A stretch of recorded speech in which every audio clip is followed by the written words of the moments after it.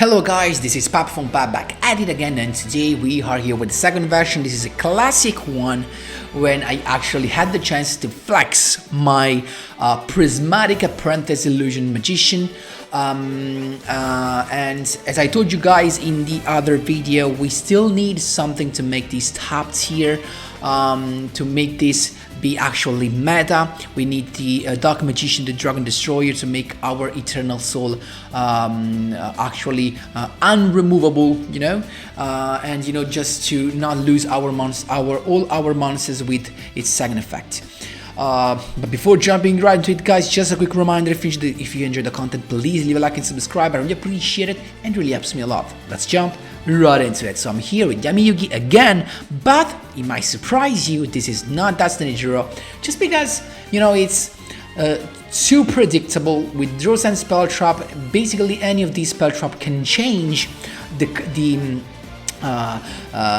course of a duel, and it's better to have this. Your opponent will not expect this and will trigger it anyway, and you can trigger it along with your deck magic veil, keep in mind that. So this is how the deck list looks like. The new addition are the Apprentice, just for me of course, because I didn't buy the selection box. There you go, the prismatic one, and the Eternal Soul. So what happens is that we basically have a magician navigation that is a little bit better, because you do not have to have another level 7 or lower monster in your deck, and you can also summon it from your graveyard, so you do not need to have your Dark Magician in your hand.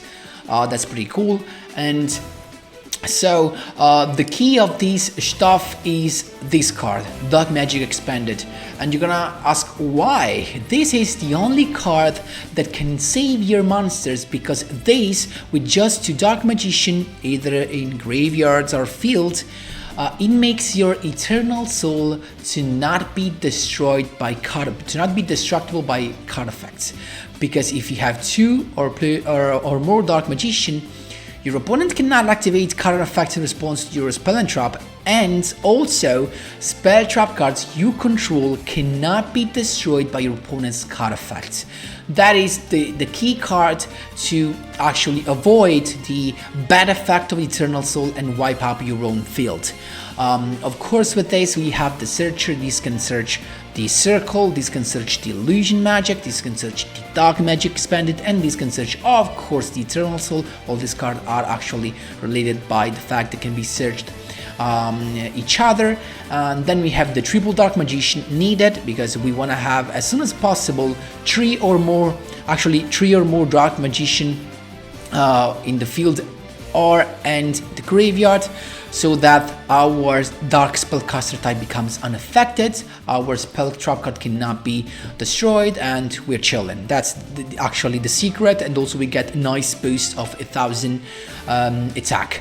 Then we have the triple. This girl is simply insane, because he can special summon herself and search for a Dark Magician. So a very nice combo to synergize with the Dark Magic Expanded is just to summon this girl by discarding a Dark Magician already in your hand, to add another one. And then of course, if you have the Eternal Soul, during your opponent's turn you wanted to summon the Dark Magician in your hand, so that you have at least 2 in your field graveyard. And if you have your Dark Magic Expanded, you're gonna be chilling, because even if they try to pop the Eternal Soul, they're not gonna be able to.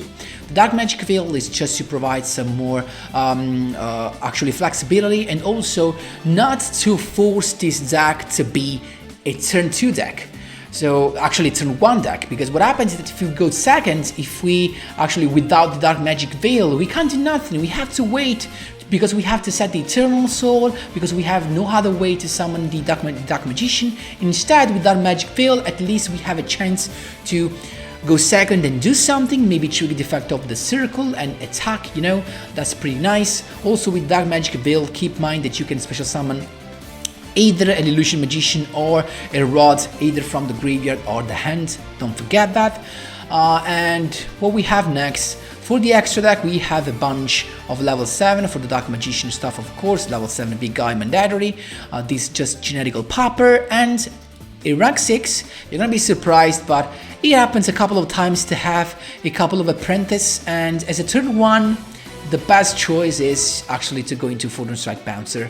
And last but not least, just a removal for back rows, just in case you happen to have a couple of rods on your field. I never happened to use this, but it could, you know. And guys, this is my version. Still, as I already told you, even the other video, we still need the Dark Magician, the Dragon Destroyer, to make it, you know, more about fusion and to make this even more safe, other than with Dark Magic Expanded. That was all for the explanation, my boys. Let's jump alright to the replays. Here we go, my boys. First replay against Pegasus, interrupting a 3-win streak.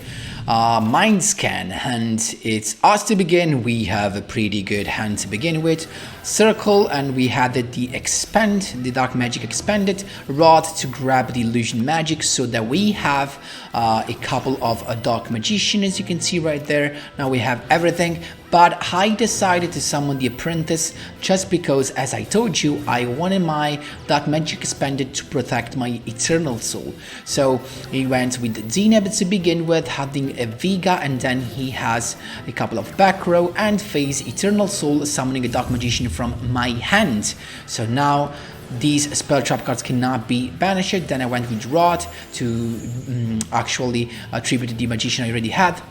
You banish that and you're good to go. As you can see, this was the nightmare with navigation. Your opponent has no response. This becomes even easier. We still do not have the balance stuff. We cannot have balance. I mean, we can try a balanced version, but still, I think I'm gonna try a balanced version, but we cannot play Rod at the point. We just would play the dragon that had the Dark Magician during the end phase. I don't know how good it could be, because then the balanced version will not synergize with the Apprentice, because we cannot summon her. That's how you do it, my boys. There you go. These duels, my boys, are all from King of Games rank, because I actually recorded that back in when it still was September. So it's us to begin against Soulburner, the new character. Rod to begin with, grabbing a circle. We already have the combos, you can see right there. Grabbing a Dark Magician, so we need anything at this point. As I told you, Apprentice, we do not have the Expanded, but we still want to have even a Dark Magician in the graveyard, so we're chilling. It's got the Squire, but it's not Solomon Great. We can just go with the Eternal Soul and bring out a Dark Magician from our hands, banishing the Tuna, and we're chilling. It's got 2 back rows. Then we got another Apprentice, normal summon, tribute summon right here to get another Dark Magician. Then Exceed summon into the Bouncer, as you can see right there. It's got the Canadia, and that's fine. Then Eternal Soul to summon the other Dark Magician from our hand to banish the Squire, and unfortunately it's got the Canadia to summon another one, so it's actually gonna take only 2500 damage. The only problem right here is that, keep in mind just to make sure you always have a Dark Magician either in your graveyard or in your hand, so that you can use actually the effect of the Eternal Soul. It's got the Spirit Master to summon the Spectre's Ward from the graveyard. Again, Eternal Soul, that's just a nightmare for our opponent. Third Dark Magician to banish this time the Spectre's Ward, chaining the effect of Rod to recycle it. At this point, he just scoops. You can't do nothing. If you cannot destroy Eternal Soul, you're gonna have hard times, my boys. There you go. Third duel, my boys. Here we go against Yuma, Gore. This is the name, right? So he's got Necro Valley to begin with and Triple Sat. Was kind of scary, but we got the Sickle to begin with. Illusion Magic, not what we wanted to have. Maybe this was a mistake, guys. I should have started with my Apprentice just to, had the Dark Magician and then, actually thin the deck before going into Circle. I went with the Rod to have the Eternal Soul, then Illusion Magic to grab a couple of Dark Magician. At this point, I'm gonna start with Dark Magic Veil in order to summon a Dark Magician and banish the Necro Valley. That can be a problem. There you go. Then Apprentice summon to grab another Dark Magician. So we have now all the Dark Magician between our hands, actually in the graveyard and field. I just went into Photon Strike Bouncer because I knew he's gotta have something right there. There you go, first thing, Fiendish Chain. Then I went with my Dark Magician to attack, but I have the Eternal Soul, so I'm chilling. Second Necro Valley, Eternal Soul at this point just to summon Dark Magician right back from the graveyard, because otherwise after I could have not done it. So I had to chain this to banish the Necro Valley, make the Dark Magician come back to the graveyard so I can summon him back in the next turn. Draw Send Spell Trap was not needed in this case.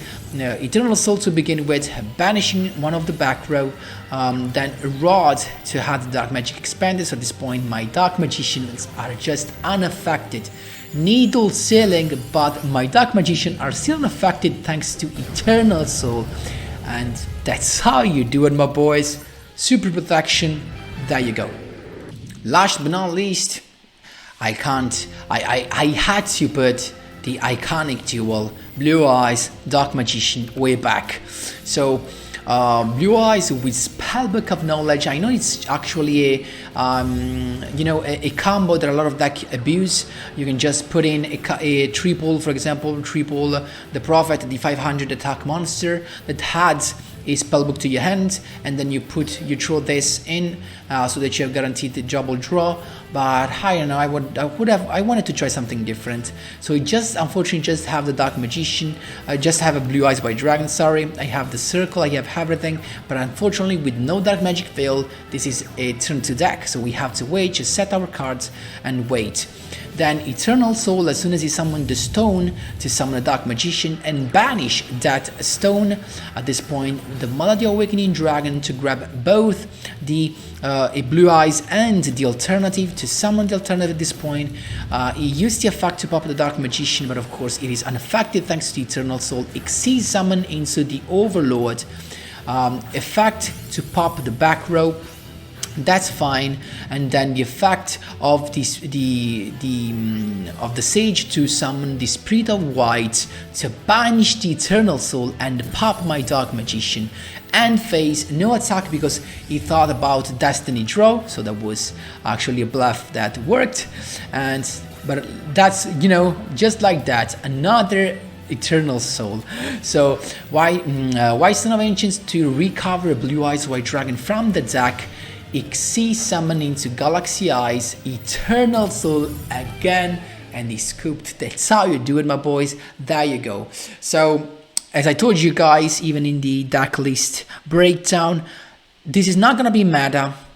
It is going to be maybe King of Games worthy, especially in the second half of the month, but I feel, at least for now, maybe we can come up in next weeks with a crazier build. It could happen.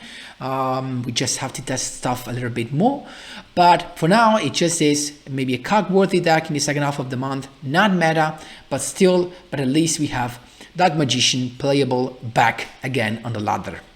Guys, that was all for today's video. So I hope you enjoyed the replays and the explanation. If you have some questions, feel free to ask me whatever you want in the comment section down below. Thanks a lot for watching, and as always, see you in the next one.